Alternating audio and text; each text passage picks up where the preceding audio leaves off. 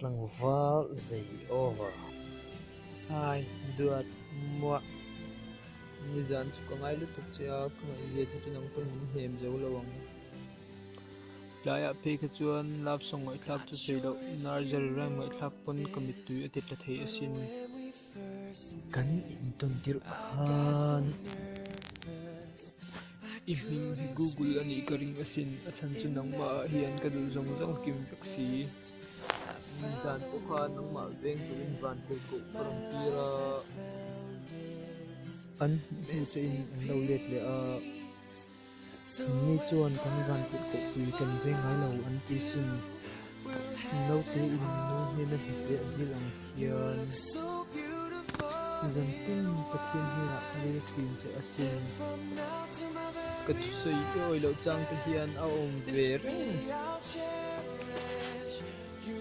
achan chu pin ang tu sei dan oi plak an he ni oi don zo ka mala kan sei lo ka ngai che